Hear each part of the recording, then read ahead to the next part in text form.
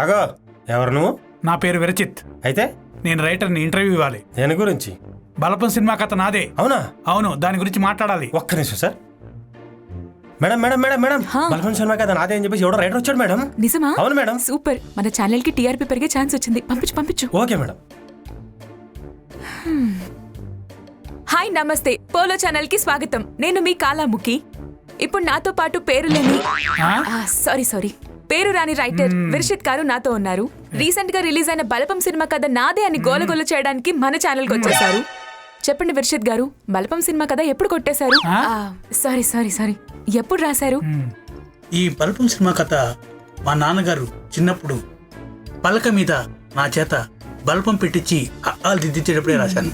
అప్పుడే నాకు ఫ్యామిలీ మీద ఎమోషన్, భావోద్వేగాలు తెలిసి దాంతోపాటు బలపం అనే కథ వచ్చేసింది. అందుకే సినిమా పేరు బలపం అని పెట్టారా? మరి ఎందుకని ఇన్ని రోజులు ప్రొడ్యూసర్ చిల్ రాజ్ గారిని కలవలేదు? చిల్ రాజా? ఆయన ఎవరు? రాజు. నాకు నేనే రాజుని. ఆయన మంత్రి, కిల్ మంత్రి. నా కథను కొట్టేసి వేరే వాడితో బలపం సినిమా తీశాడు. నా కథను కిల్ చేసేసాడు. అందుకే పోరాటానికి వచ్చాను. ఓహో, మరి ఇన్ని రోజులు మీడియా ముందుకు ఎందుకు రాలేదు? ఎక్కడ రానిచ్చారండి? నన్ను గదిలో కట్టిపడేశారు. నా నోటికి ప్లాస్టర్ వేశారు. అందుకే ఈ రోజు ఎలాగైనా పోరాడాలని కట్టు తెచ్చుకుని వచ్చేసాను. బలపం సినిమా కథ నాదే. అసలు ఆ బలపమే నాది. నా బలపం కోసం ఎంత దూరమైనా వెళ్తాను. సరే బలపం మీదే. కథ ఎవరిది? హలో, వెదవ పంచులేదు. బలపం సినిమా కథ నాదని చెప్తున్నాను. అర్థమైందా? అయితే ఇప్పుడు ఏమంటారు? చాలా అంటానండి. RRR కథ కూడా నాదే. RRR కథ కూడా మీదేనా? అవును. రాజమౌళి కొట్టేశారా మీ కథని? అవునండి. RRR కథ చెప్పేటప్పుడే రాజమౌళికి ఆ కథకి ఆస్కార్ వస్తుందని మైండ్ లో తట్టింది. వెంటనే నా కథని కాపీ కొట్టేశాడు. ఇంకా KGF 2 కథ కూడా నాదేనండి. ఏంటి, KGF కూడా మీదేనా? అవునండి. అదెప్పుడు రాశారు? నేను బంగారం షాప్ లో పనిచేసేటప్పుడు ఒక ఆవిడ షాప్ లోకి వచ్చింది. ఈ బంగారం మొత్తం నాకు కావాలయ్యా అంది. అప్పుడు చిన్నప్పుడు మా అమ్మ, రే నేను మోయలేనంత బంగారం తీసుకురారా అన్న మాట గుర్తొచ్చింది. వెంటనే KGF 2 కథ రాసేశాను. ఏంటండి అలా చూస్తారేంటి? వాల్తేరు వీరే కథ కూడా నాదే. ఏంటి, వాల్తేరు వీరే కథ కూడా మీదేనా? అదెక్కడ రాశారు? వాల్తేరులో హార్బర్ లో నేను నా ఫ్రెండ్ చేపలు పడుతుంటే ఒక ఐడియా వచ్చింది. నా ఫ్రెండ్ గాడు ఈ చేపలను కోసి బ్రౌన్ షుగర్ ఇందులో పెట్టి స్మగ్లింగ్ చేస్తే మనకు చాలా డబ్బులు వస్తాయి అన్నాడు.